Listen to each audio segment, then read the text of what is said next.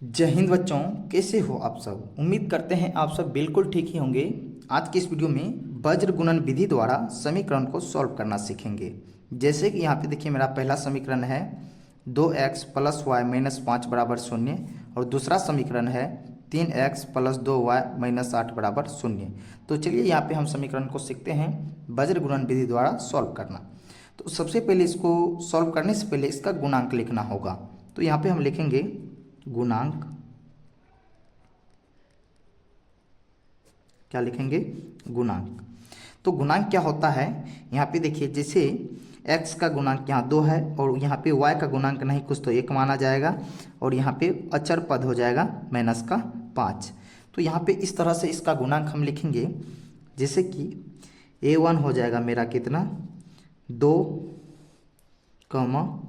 b1 हो जाएगा मेरा y का गुणांक क्या 1 और c1 हो जाएगा मेरा अचर पद। तो c1 कितना है माइनस का 5 है c1। ये हो गया मेरा अचर पद इस तरह से। अब इस तरह से देखिए, अब हम लिखते हैं समीकरण 2 का गुणांक।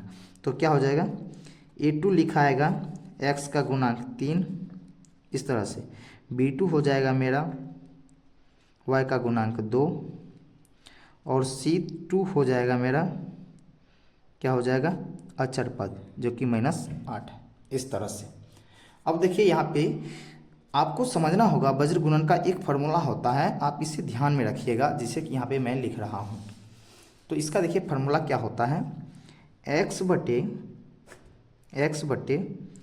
b1 into c2 minus b2 minus into c1 ये होता है बराबर y बटे होता है मेरा c1 into a2 minus c2 into a1 इस तरह से। आप ये फार्मूला को ध्यान में रखिएगा तो आपके लिए समीकरण बिल्कुल आसान हो जाता है। उसके बाद और होता है 1 बटा क्या हो जाएगा a1 इंटू b2 माइनस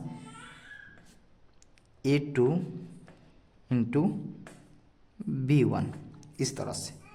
तो चलिए अब इस फार्मूला पे मान को रख देंगे और समीकरण मेरा हो जाएगा बिल्कुल आसानी से सॉल्व।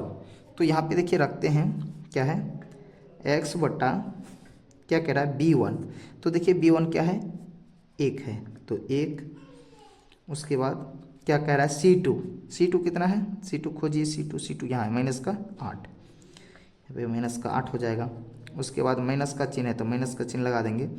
क्या कह रहा है b2 का मान देखिए कितना है 2 है तो लिखेंगे 2।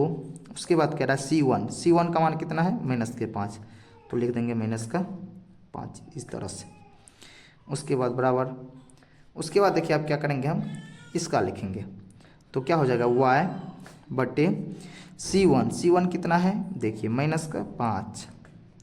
उसके बाद इंटू a2 खोजिए, देखिए यहाँ पे a2 कितना है 3 इस तरह से। उसके बाद माइनस c2 कितना है देखिए माइनस का 8 है तो लिखेंगे माइनस का 8 इस तरह से। उसके बाद क्या कह रहा है a1 देखिए कितना है 2 है तो यहाँ 2 भी हम लिख देते हैं। उसके बाद बराबर क्या हो जाएगा 1 बटा, अब देखिए a1 कितना है 2 तो 2 लिखेंगे।